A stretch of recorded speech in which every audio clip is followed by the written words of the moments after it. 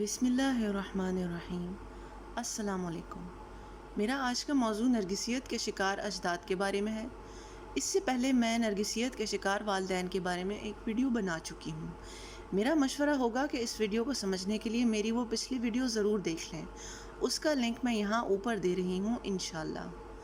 سب سے پہلے میں یہ وضاحت کر دوں گی کہ نرگسیت کے شکار اجداد سے میری کیا مراد ہے۔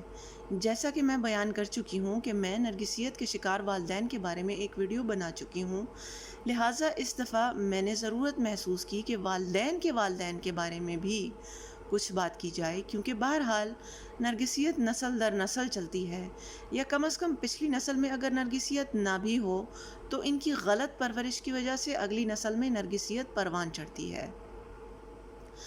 یہاں اجداد سے میری مراد نانا یا نانی یا دادا یا دادی کوئی بھی ہو سکتے ہیں۔ نرگسیت کے شکار اجداد بالکل نرگسیت کے شکار والدین کی طرز پہ ہی چلتے ہیں، یعنی وہ اپنی اولاد کے اندر گولڈن چائلڈ اور اسکیپ گوٹ کی تفریق کرنے کے ساتھ ساتھ اپنے اسبات یعنی نواسے نواسیوں اور پوتے پوتیوں میں بھی یہی تفریق جاری رکھتے ہیں۔ ان کی یہ تقسیم ہر نسل میں شرطیہ ہوتی ہے، یعنی جس کو وہ اپنے معیار پر پورا اترتے دیکھیں یا جو ان کی مکمل اور غیر مشروط تابعداری کرتا ہو اس کو تو وہ گولڈن چائلڈ کا درجہ دیں، اور جو ان کے معیار پر پورا نہ اترے یا ان کی مکمل اور غیر مشروط تابعداری نہ کرے تو اس کو اسکیپ گوٹ کا درجہ دے دیں۔ کبھی کبھار یہ درجے بدلتے بھی رہتے ہیں، یعنی کل تک جو گولڈن چائلڈ تھا آج وہ اسکیپ گوٹ بھی ہو سکتا ہے، کیونکہ اس نے کسی بات پر ناک کی فرمانبرداری نہیں کی یا اس کے معیار سے گر گیا۔ یا دوسری طرف اگر کل تک کوئی اسکیپ گوٹ تھا تو آج وہ گولڈن چائلڈ کا درجہ بھی پا سکتا ہے، صرف اس لیے کہ وہ ناک کے معیار پر پورا اترا یا اس نے ناک کی مکمل فرمانبرداری کی۔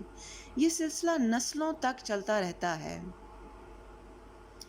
بعض دفعہ یوں بھی ہوتا ہے کہ نارک اپنی اسکیپ گوٹ اولاد کے خلاف تعصب کی بنیاد پر اس کی اولاد کو بھی اسکیپ گوٹ ہی بنائے رکھتا ہے، اور اپنی گولڈن چائلڈ اولاد کے حق میں تعصب کی بنیاد پر اس کی اولاد کو بھی گولڈن چائلڈ ہی بنائے رکھتا ہے۔ یعنی اس کا کوئی اصول نہیں ہوتا، چاہے اسکیپ گوٹ کی اولاد کتنی ہی اچھی اور خوبیوں کی مالک کیوں نہ ہو، وہ ہمیشہ دھتکاری ہوئی ہی رہے گی، اور چاہے گولڈن چائلڈ کی اولاد کتنی ہی نکمی یا بد کردار کیوں نہ ہو، ہمیشہ پسندیدہ اور مراعات یافتہ ہی رہے گی، اور نارک اس پر اپنی محبتیں نچھاور کرتا رہے گا۔ ایک اور خاص نشانی یہ ہے کہ نرگسیت کے شکار اجداد اپنے اسبات یعنی اولاد کے معاملے میں بھی ہمیشہ شدت پسندی اختیار کرتے ہیں اور اعتدال پر نہیں رہتے۔ ان کے رویے ہمیشہ انتہاؤں کو چھو رہے ہوتے ہیں، یا تو غیر ضروری لاڈ پیار دے دے کر اپنے اسبات کو بگاڑ رہے ہوتے ہیں، یا پھر غیر ضروری سختی کر کے ان کی عزت نفس مجروح کر رہے ہوتے ہیں۔ یہ سب بہرحال ان کو اپنے کنٹرول میں لانے کے طریقے ہوتے ہیں۔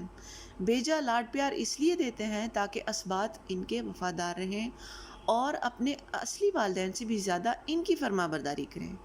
ان کو مراعات دے دے کر ایک طرح سے ان کو رشوت دیتے ہیں تاکہ بچے ان کی طرف کھنچیں اور اپنے اصلی والدین کے کنٹرول سے نکل جائیں، گویا ان معصوموں کو خرید لیتے ہیں۔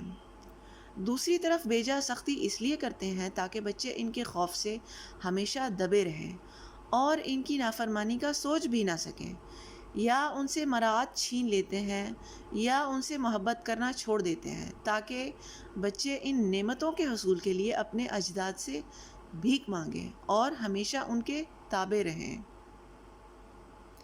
کبھی کبھار اگر ان سب طریقوں کے باوجود بھی اسبات ان کے کنٹرول میں نہ آئیں تو یہ اجداد اپنے اسبات اور ان کے والدین کے بیچ دوریاں پیدا کرتے ہیں، یا ان اسبات کو اکسا کر ان کے والدین کے خلاف بغاوت پر اکساتے ہیں۔ کچھ بھی ہو، یہ نرگسیت کے شکار اجداد ہر صورت اپنے اسبات کو اپنے کنٹرول میں لانا چاہتے ہیں، ٹھیک اسی طرح جس طرح انہوں نے اپنی اولادوں کو ساری زندگی کنٹرول میں رکھا تھا، یہاں تک کہ ان کی زندگی کے سارے بڑے فیصلے بھی اپنی مرضی سے کرنا چاہتے ہیں، چاہے وہ تعلیمی میدان میں ہو یا ان کا تعلق ذاتی زندگی سے ہو، مثلاً شادی کے لیے ان کا شریک حیات چننا وغیرہ۔ ان کو احساس ہی نہیں ہوتا کہ ان کے اسبات ان کی جاگیریں نہیں ہیں، بلکہ یہ اپنے ماں باپ کے ماتحت ہیں، اور اللہ نے ان کے اصلی ماں باپ کو ہی ان کے والدین کے طور پر چنا ہے۔ اب نیا دور آ چکا ہے اور ان کا کنٹرول آہستہ آہستہ ختم ہوتا جا رہا ہے۔ یہ اس نئی حقیقت کو تسلیم نہیں کر پاتے اور زبردستی اپنے اسبات کے والدین کی جگہ لینے کی کوشش کرتے ہیں۔ ان کے والدین کو نیچا دکھانے کی کوشش کرتے ہیں کہ تم تو صحیح معنوں میں نہ اچھے ماں باپ بن سکتے ہو اور نہ ہی اپنی اولاد کا خیال رکھ سکتے ہو، لہٰذا ہم تمہاری جگہ لیں گے کیونکہ تم بطور والدین نااہل ثابت ہو چکے ہو۔ یہ ایک بہت تکلیف دہ صورتحال ہوتی ہے اور اس سے کئی نسلیں بری طرح متاثر ہوتی ہیں، خاص کر سب سے زیادہ جوان نسل، کیونکہ یہ اس کی شخصیت سازی کا دور ہوتا ہے اور اس کی نفسیات پر اس کے بہت برے نتائج مرتب ہوتے ہیں۔ ان سارے منفی نتائج سے بچنے کے لیے سب سے آسان طریقہ یہی ہے کہ والدین اپنی اولاد کو ان کے اجداد سے صرف محدود تعلق رکھنے کی اجازت دیں۔ بہتر ہے کہ دونوں ایک ہی چھت کے نیچے نہ رہیں اور میل ملاقات بہت محدود رہے۔ اس کے علاوہ اپنی زندگی میں سخت حدیں متعین کریں اور کسی کو گھر کے اندرونی معاملات میں دخل اندازی کی اجازت نہ دیں، چاہے کوئی کتنا ہی احسان کیوں نہ جتائے اور زبردستی ان کی زندگی میں اپنی ضرورت ثابت کرنے کی کوشش کرے۔ امید ہے کہ آج کی ویڈیو سے آپ کی معلومات میں مزید اضافہ ہوا ہوگا۔